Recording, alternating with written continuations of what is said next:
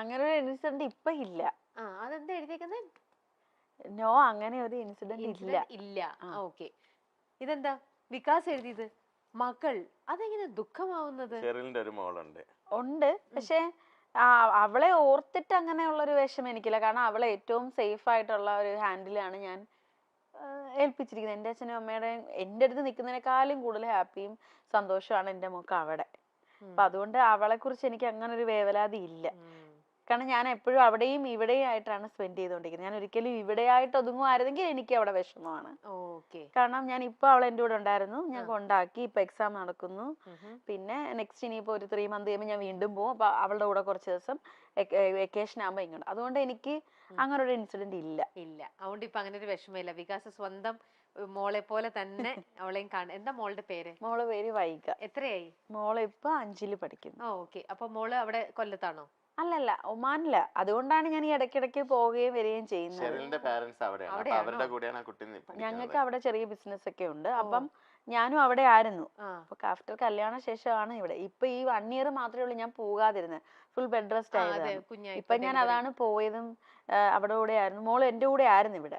2 months ഇവിടെ ഉണ്ടായിരുന്നു. ഇപ്പൊ വെക്കേഷൻ കഴിഞ്ഞ് സ്കൂൾ ഓപ്പൺ ആയപ്പോഴാണ് കുഞ്ഞങ്ങോട്ട് പോയത്. ഇനിയിപ്പൊ ഞാൻ ഇനിയും ഒരു ഓണം കഴിഞ്ഞ് 3 months കഴിയുമ്പോൾ പോകും. കാരണം അവൾക്ക് വരാൻ പറ്റത്തില്ല, അവർക്ക് ആർക്കും. അവൾക്ക് എക്സാം നടക്കുന്നുണ്ട്. പിന്നെ ഇവളുടെ ഫസ്റ്റ് ഓണം ആയതുകൊണ്ട് അവളുടെ അച്ഛന്റെ കൂടെ വേണമല്ലോ എന്ന് പറഞ്ഞിട്ട് ഞാൻ വീടും പുതിയതല്ലേ, നമുക്ക് അടച്ചിടാൻ പറ്റില്ല. അതുകൊണ്ടാണ് ഞാൻ ഇപ്പൊ 5ാം തീയതി എത്തിയതേ ഉള്ളൂ.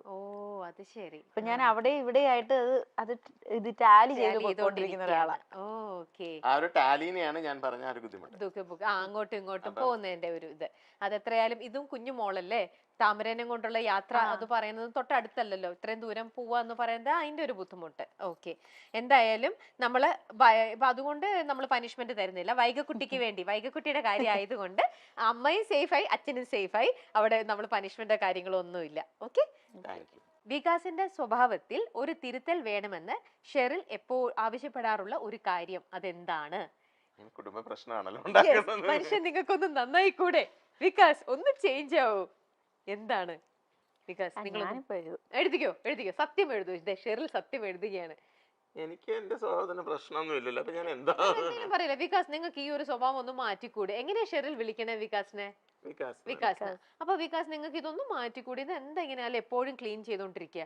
എപ്പോഴും എന്തെങ്കിലുമൊക്കെ ഒരു ഹാബിറ്റ് ഉണ്ടാവും, നമ്മൾ ചിലപ്പോ പറയില്ലേ, എന്തെങ്കിലും ഉണ്ടാവും. അങ്ങനെ എന്തെങ്കിലും ഒന്ന് ആലോചിച്ച് നോക്കി, എന്നോട് പറയണ്ട, എഴുതിയാൽ മതി. ഷെറിൽ ഉത്തരം എഴുതി കഴിഞ്ഞു. വികാസ് വീണ്ടും തോൽവി ഏറ്റി വാങ്ങുകയാണ്, ഉത്തരവില്ലാതെ നിൽക്കുകയാണ്. സാരമില്ല മോനെ, നമുക്ക് പനിഷ്മെന്റ് ചെയ്യാം, നമുക്ക് പനിഷ്മെന്റ് എടുക്കാം. ഏറ്റെടുക്കുകയാണ്. ഓക്കെ. ഷെറിൽ എന്താണ് നോക്കട്ടെ? Family problems no share with others. എനിക്ക് അത് ഇഷ്ടമുള്ള കാര്യമില്ല. നമ്മുടെ എന്ത് പ്രശ്നമാണേലും അത് നമ്മളിൽ തന്നെ നിർത്തണം. പുറത്ത് അത് പറഞ്ഞ് പിന്നെ അതിനെ വേറൊരാളെ സ്പ്രെഡ് ചെയ്ത് അങ്ങനെ പോരും. ചെറിയ കാര്യമാണെങ്കിൽ നമ്മൾ പറഞ്ഞങ്ങ് തീർക്കുക. അതാണ് എന്റെ ഒരു പോളിസി. ഞാൻ അങ്ങനെയാണ്. അത് മാത്രം ഞാൻ എപ്പോഴും പറയാറുണ്ട്. അങ്ങനെയല്ല, അങ്ങനെ ആകണമെന്ന്. അങ്ങനെ ആണോ അല്ലയോ എന്ന് അറിയില്ല, പക്ഷെ ഞാൻ പറയുന്നൊരു കാര്യം. ഓക്കെ. ആണോ എന്തെങ്കിലും പറയാനുണ്ട് പറയൂ. പോസിറ്റീവ് ആണോ നെഗറ്റീവ് ആണോ? കേട്ടിട്ട് എന്ത് തോന്നി? അല്ല, ഇത് ഓരോ ഇതല്ലേ ഫാമിലി. എന്താ പറഞ്ഞോ വികാസ്? എന്തെങ്കിലും പറയണ്ടേ? പറഞ്ഞോ. ഇല്ല. ഓക്കെ. എന്തെങ്കിലും കമന്റ്സ് ഉണ്ടോ? Good comments. പറഞ്ഞോ. ഗുഡ് കമന്റ് എന്താണ്? Family problems not share with others. അങ്ങനെയല്ല. പ്രോബ്ലം എന്ന് ഉദ്ദേശിക്കുന്നത് എപ്പോഴും വലിയ വലിയ പ്രോബ്ലങ്ങൾ ആവണമെന്നില്ല.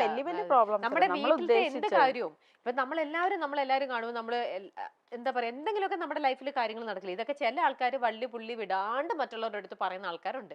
ചില ആൾക്കാർ എത്ര വലിയ ഇത് ഡിസാസ്റ്റർ വന്നാൽ പോലും മറ്റുള്ളവരുടെ അടുത്ത് ഷെയർ ചെയ്യില്ല. നമ്മുടെ ഫാമിലിയിലെ കാര്യങ്ങൾ മറ്റുള്ള അങ്ങനത്തെ 2 കൂട്ടവും ആൾക്കാർ നമ്മുടെ ഇടയിലുണ്ട്. അതാണ് അപ്പൊ അത് പറഞ്ഞത്. നമ്മള് നല്ലത് പറഞ്ഞാലും അത് കേട്ടിട്ട് ഉടനെ അങ്ങോട്ടും അത് വേണ്ട, അത് ഞാൻ പറഞ്ഞോളൂ. ഓക്കെ. അപ്പൊ അങ്ങനെ ആയിരിക്കും ഇനി ചേട്ടൻ ചെയ്യുന്നത്. ഓക്കെ. അപ്പൊ എന്തായാലും വീണ്ടും തോൽവി ഏറ്റുവാങ്ങാനായി വികാസ് ഇവിടെ തന്നെയുണ്ട്. അപ്പോൾ അടുത്തത് എന്തെന്ന് വെച്ചാൽ ഇതിനകത്തുള്ള വേറൊരു പനിഷ്മെന്റ് ആണ്. പാട്ടൊക്കെ കഴിഞ്ഞു കഴിഞ്ഞാൽ അടുത്തത് ആക്ടിംഗ് സെഗ്മെന്റ് ആണ്. ആക്ടിങ് സെഗ്മെന്റിൽ ഡയലോഗ്സ് നമ്മൾ പറഞ്ഞു തരും, അതനുസരിച്ചിട്ട് ഇവിടെ ആക്ട് ചെയ്ത് കാണിക്കും. ഇരുന്നുകൊണ്ട് തന്നെ ആക്ട് ചെയ്താൽ മതി. അപ്പൊ ഷെറിലിന്റെ അടുത്ത് നോക്കിയിട്ട് പറയാ, നീ എന്റെ കാര്യത്തിൽ ഒന്നും ഇടപെടണ്ട, എനിക്കറിയാം എന്റെ കാര്യങ്ങൾ ചെയ്യാൻ. അങ്ങനെ ആണോ? എന്ത് ചിരിയായിട്ടാ പറയണത്? ഞങ്ങൾക്ക് കിട്ടിയ ടാസ്ക് ഭയങ്കര എല്ലാം വളരെയധികം ഇതായിട്ട് നിൽക്കുന്നതാണ് അല്ലേ? ഡയലോഗ് പറയൂ, ഞാൻ മുട്ട് നിൽക്കാണ്. ഓക്കെ, ഞാൻ പറയുന്നത് ശരിയാണോ അല്ലയോ എന്ന് നീ ചെക്ക് ചെയ്യേണ്ട ആവശ്യമില്ല. നീ നിന്റെ ജോലി ചെയ്യാൻ, എനിക്കറിയാം എന്റെ കാര്യം നോക്കാൻ. ചിരിക്കൊന്നും ചെയ്യരുത്, നമ്മൾ നടനാവണം. ഓക്കെ, നടനായിക്കൊണ്ട് ആക്ടിങ് സെഗ്മെന്റാ ചെയ്തോ. ചിരിക്കരുത്, ചിരിക്കരുത്. വികാസിലെ അഭിനേതാവിനെ നമ്മൾ കാണാൻ പോകുന്നത്. നടനെ കണ്ടപ്പോ എനിക്ക് ചിരി വരികയാണ്. ഞാൻ ഇപ്പൊ ഈ പണിഷ്മെന്റ് എടുക്കുമ്പോ പറയാൻ, ഞാൻ അഭിനയിക്കില്ല, ഞാൻ ജീവിക്കും. നീ ആവശ്യമില്ലാതെ എന്റെ കാര്യത്തിൽ ഞാനേ ഉള്ളു, നിനക്ക് പണിഷ്മെന്റ് ഇല്ല.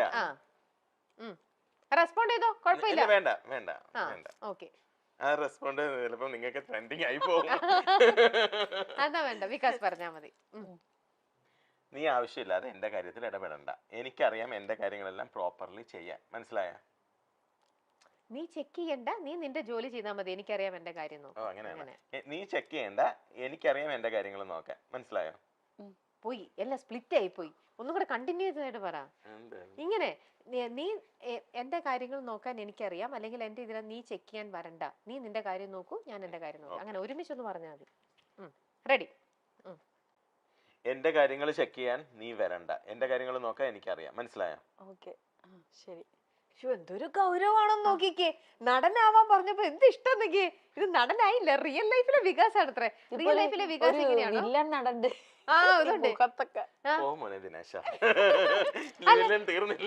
അല്ല, ചോദിക്കട്ടെ ഷെറിൽ, പൊതുവെ വികാസ് ദേഷ്യപ്പെടുന്ന ടൈപ്പാണോ, അതോ മുൻഷണ്ടിക്കാരനാണോ, അതോ എപ്പോഴും നല്ല സോഫ്റ്റ് ആയിട്ട് ഇങ്ങനെ ഒരു ഉണ്ടോ?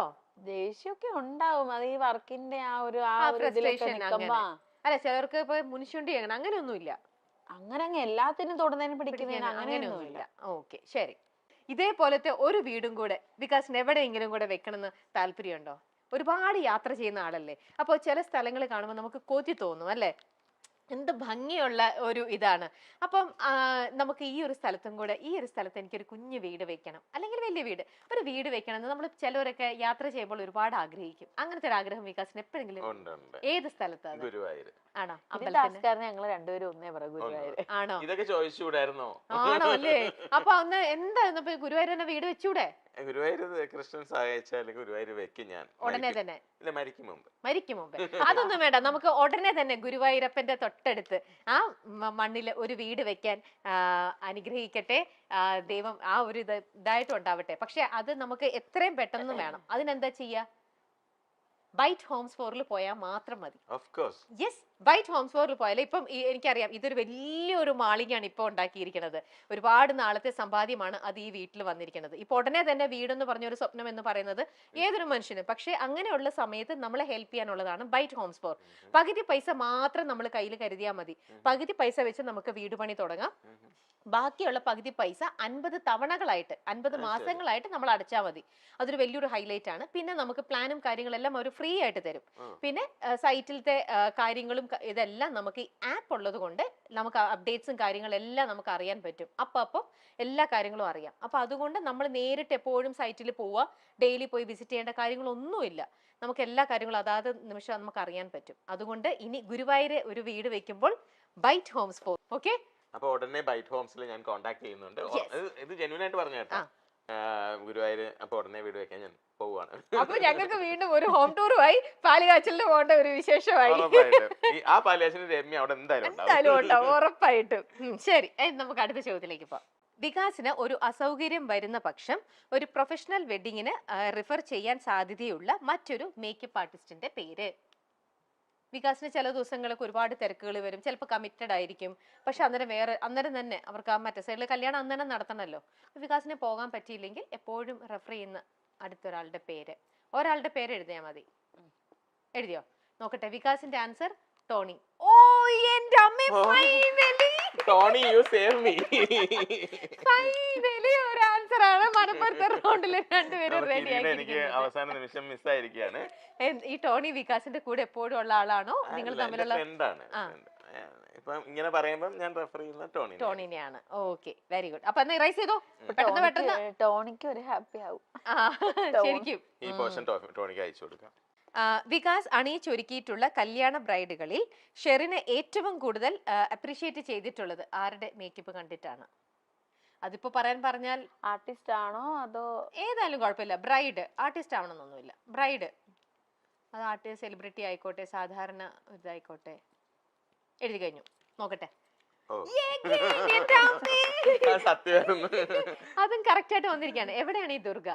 ദുർഗ ഗുരുവായൂർ അമ്പലത്തിൽ വെച്ചിട്ടായിരുന്നു. ആണോ? ആക്ച്വലി അതൊരു ആർട്ടിസ്റ്റ് ആണ്, ദുർഗ കൃഷ്ണ. ആ ദുർഗയാണോ? ഓക്കെ.